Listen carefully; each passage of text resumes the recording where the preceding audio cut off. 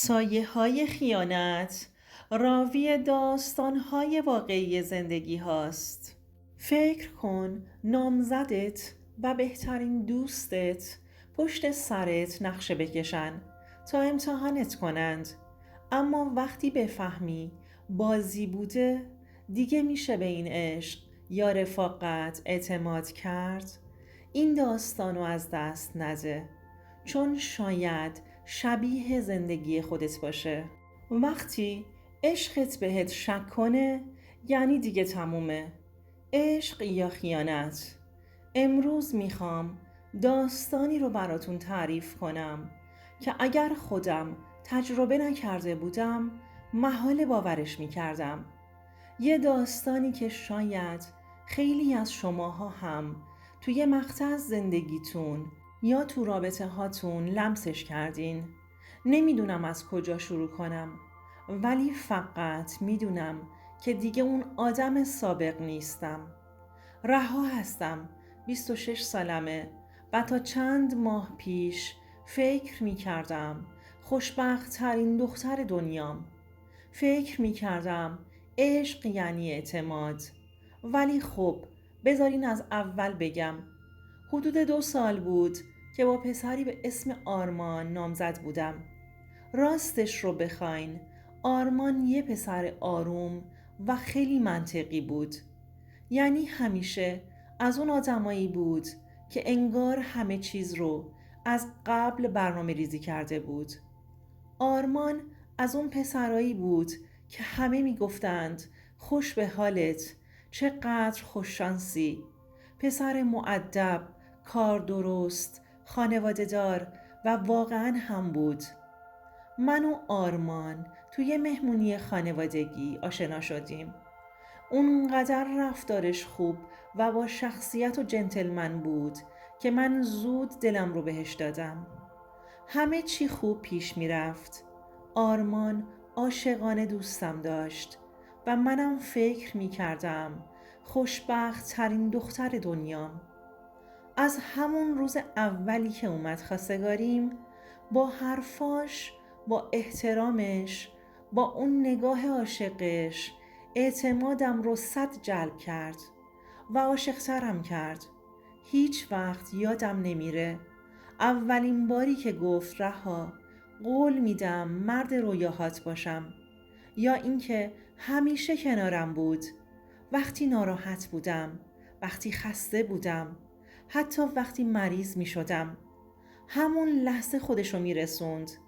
یعنی باورم نمی شد یه نفر اونقدر میتونه حواسش به آدم باشه.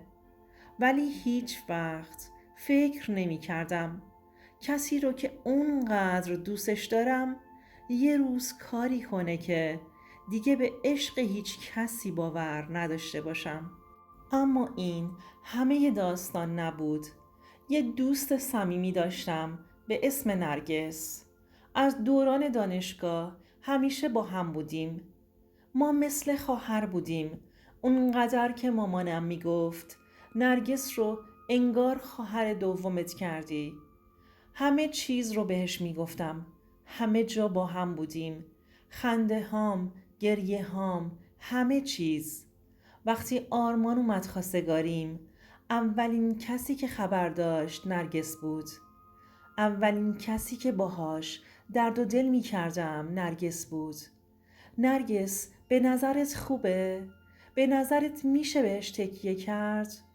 نرگس همیشه میگفت آره رها، به نظرم خیلی پسر خوبیه، خوش به حالت. اما یه مدت که گذشت یهو همه چی تغییر کرد. نرگس یه دفعه عجیب مهربون شد. هی به هم پیام میداد. یه روز که آرمان رفته بود شهرستان پیش خانواده‌اش، نرگس زنگ زد و گفت رها، بیا یه کافی شاپ بریم، دلم گرفته. گفتم باشه. رفتیم. ولی اون شب حرفایی زد که هنوزم وقتی یادم میفته تنم میلرزه.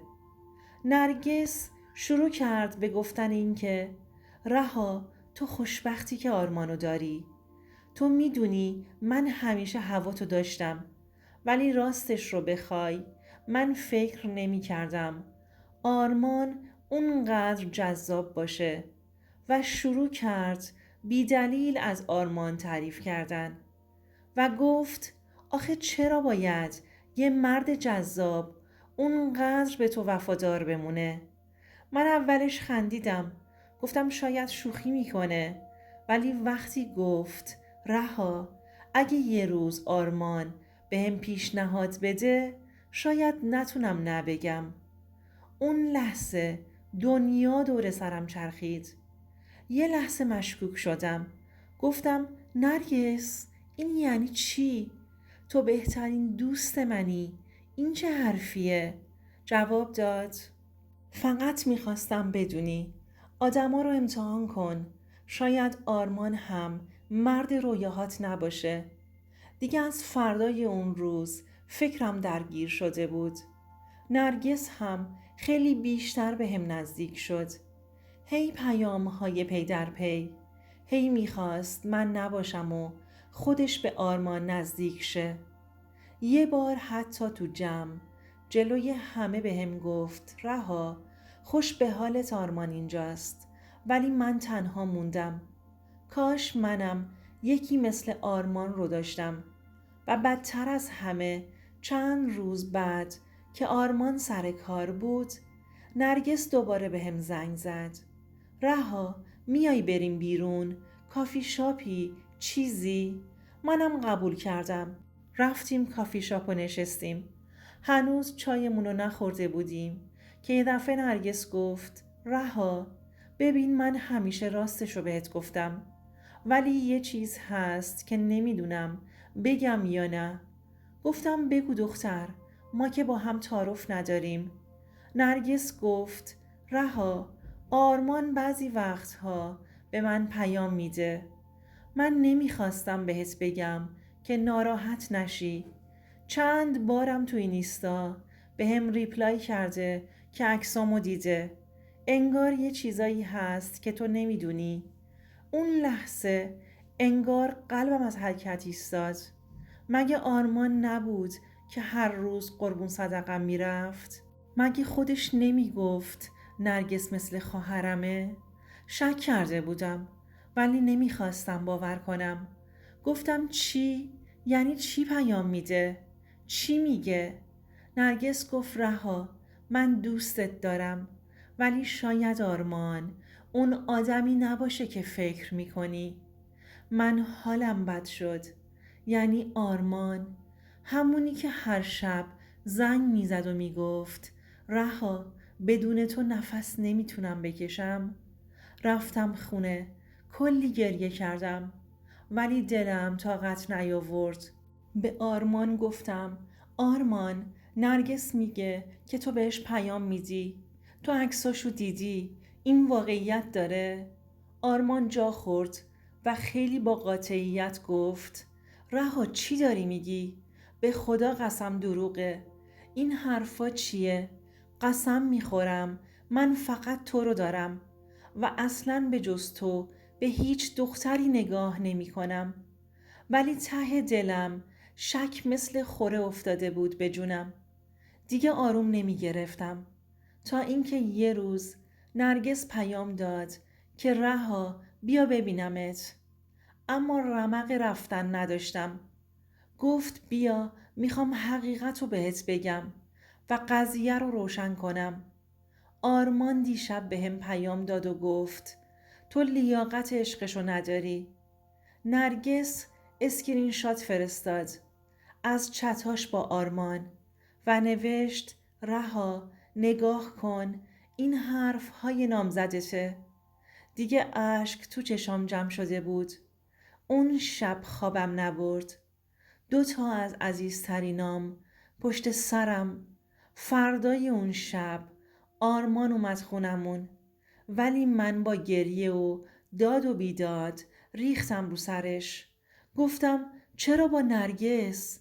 چرا پشتم حرف زدی؟ چرا به هم خیانت کردی؟ آرمان چند دقیقه فقط به هم نگاه کرد. چشماش پر از اشک شد. بعد نشست، سرش رو انداخت پایین. یه دفعه گفت رها، من نمیخواستم اینجوری بشه. من باید یه چیزی بهت بگم، ولی قول بده آروم باشی. گفتم بگو. گفت رها، اون حرفایی که نرگس بهت زده یه بازی بود. من نرگس رو فرستادم سمتت. بازی که خودم شروعش کردم. در جواب گفتم چی؟ چی داری میگی؟ یعنی چی؟ آرمان گفت من به نرگس گفتم بیاد بهت نزدیک بشه، ببینه تو به هم وفاداری یا نه. من بهت شک داشتم. میترسیدم تو دوستم نداشته باشی. به نرگس پول دادم که امتحانت کنه. بهش گفتم بهت حرفهای عاشقونه بزنه، ببینه ردش میکنی یا نه. نفسم بند اومد. دستهام میلرزید. گفتم یعنی دوست صمیمی منو امتحان کنه؟ یعنی به عشقم شک داشتی؟ یعنی به من اعتماد نداشتی؟ آرمان گفت رها، من عاشقتم، ولی ترسیدم. نمیدونم چرا. حسادت، شک. اون لحظه دنیام زیر و رو شد. یه حس وحشتناک اومد تو وجودم. 2 نفر، 2 آدمی که فکر می کردم پشتم هستند. یکی که باهاش میخواستم آیندمو بسازم و اون یکی که مثل خواهرم بود. به خاطر پول به هم خیانت کرد و نامزدم هم به خاطر شک عشقمون رو به بازی گرفت. هر دوتا با هم بازی کرده بودند. من اون روز تمومش کردم.